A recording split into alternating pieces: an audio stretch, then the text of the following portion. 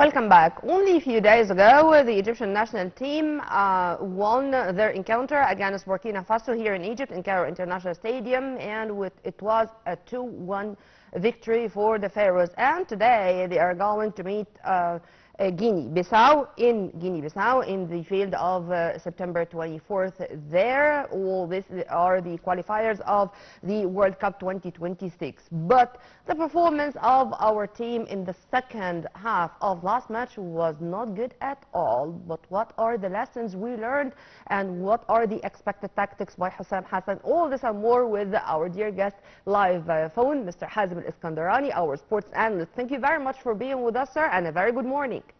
Thank you, and good morning, everybody. Mr. Hazem, as I said, despite the fact that it was a victory and the 3 important points here, and it was the very first official encounter under Hazem Hassan as a national coach, the second half was not that good, or we witnessed such ups and downs in the performance of our players. If you were wearing the shoes of Hazem Hassan, what were the lessons you should have learned, and the changes in the tactics today in front of Guinea-Bissau? Actually, Hazem Hassan faced a difficult situation because he found himself without a back left. So he was really in a bad situation. How to solve this problem? He wanted to count on some other players who were not mainly left back left players. But he found a solution as alternative or another plan B, is to play with three back players instead of 4. Yeah. So this was a trial, and it worked. It worked, of course. He managed to take by surprise the team of Burkina Faso when he made a very strong pressure on the defense of the team. And of course Burkina Faso is not that easy. We must bear this in mind. They are a very strong team, and they have good potential. They have good players, very good players who play. They play in the Premier League. Yeah. In England. In Egypt we have one of them. So they have a good team. I know that you're speaking about the internationals in Burkina Faso's team, and I was very much astonished to know that most of them are professionals in European leagues. But here we also have professionals, and they are playing in very distinguished teams. On top of the list, of course, is Mo Trezeguet, and Nantes, Mustafa Mohamed Sharif in the Gulf, Hamdi Fathi, you name it. But the ups and downs in the performance of the players, and the very much changes in particularly the physical performance, this was really worrying to feel that they cannot cope with the tactics of Hazem Hassan, so their performance went down that much in the second half. How Hassan can avoid that, or can prevent that from happening today? I believe he started doing this in the past days, because the time that he had before the first match was really very tight. But in the past days, I believe he managed to make the players play as a team, and this will help him out to pass the big test this evening. I believe that they found the harmony between each other, and they will be able to play better. Of course, the return of Hamdi for the left back will give a better weight for our attack from the left side, and also to cover the right side of Burkina Faso, of Guinea-Bissau when they attack Egypt. So I believe that he will find his balance today. The team will find its balance today with the appearance of Hamdi as a good left back. And Hamdi Fathi, you mean? Of course, there are some absences, players who are absent, especially we're talking about Imam Ashur, who made a great job in the I don't know first if he is match. going to be available or no, but I think after the injury, I think they are going to rest him. Mr. Yes, he Hazem, will not be. He will not start with him. let's talk about the formation. In your opinion, what are the names which are going to be changed in today's match in comparison with last one? I mean, for example, Mohamed Hani or Omar Kamal?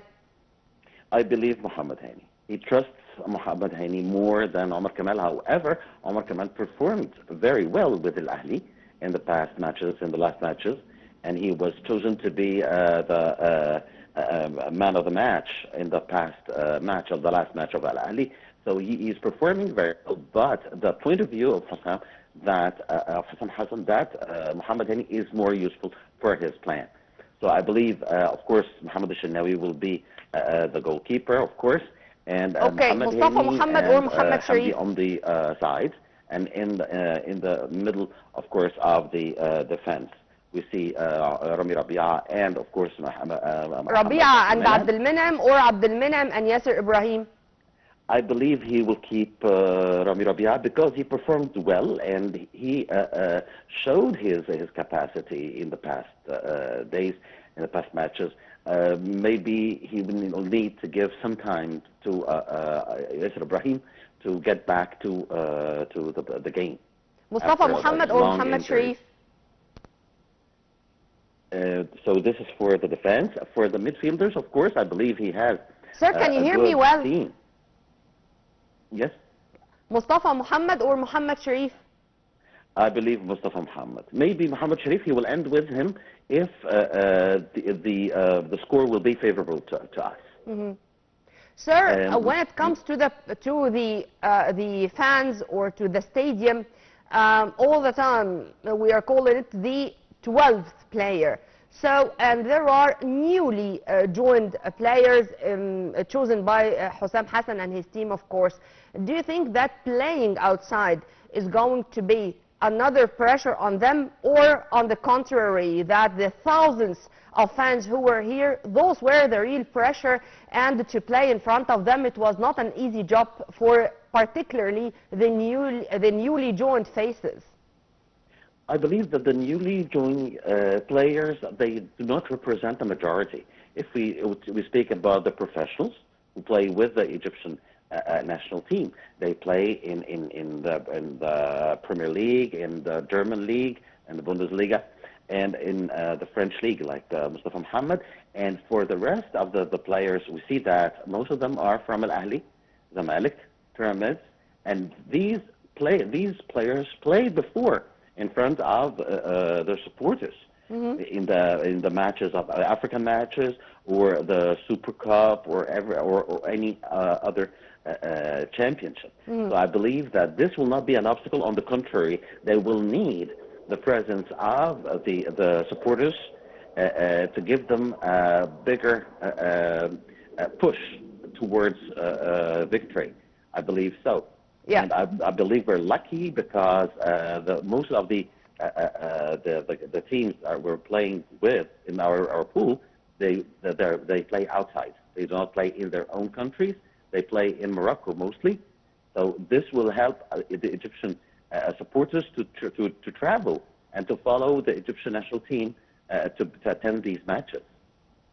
Whether we agree or on that or no, the African refereeing, it's controversial. And last time, without VAR, we all see, and the whole world knew that there was a very clear, obvious penalty. It was for Trezeguet, and he was going to be the hat-trick scorer of this. How do you see the refereeing issue and playing without VAR? And until the moment, I don't know why World Cup qualifiers without VAR. Actually, I don't have any explanation for that. However, I believe these qualifiers are for the World Cup. I mean, this is the FIFA championship. So I believe that the FIFA had to interfere to oblige to make it compulsory for the CAF to make organize the matches with the VAR. I cannot understand why, actually, because we do not have a lack of referees for the VAR. Number one. Number two, we have all the tools for the VAR in Yeah. Africa. Maybe it will be costly for them, but I don't think so, because actually the CAF, they have a lot of money. They have a Let's lot of wait and resources see there. and wish the best of luck for our national team tonight. Mr. Hazem Askandarani, our sports analyst, thank you very much for your input, sir, and have a very good day. Well, the Egyptian national team is going to play today exactly 7 p.m. Cairo local time against Guinea-Bissau in World Cup qualifier. We wish them the best of luck in the second match under Hazem Hassan. This is the second official match under Hazem Hassan. Well, and before we go, we wish, of course, Imam Ashur the best of luck and to enjoy a speedy recovery, and also Wissam Abu Ali, our international, who suffered with his great national team of Palestine, who are really writing history despite all the difficulties they are suffering. They are doing great in their World Cup qualifications, but unfortunately Wissam had a very severe injury. We wish him also a speedy recovery, and we wish all his team the best of luck in their journey to the World Cup 2026. By this, we come to the end of our episode. Stay tuned on Nile TV International always for more updates. Many thanks for watching. This was Nurmina Abdurrahman.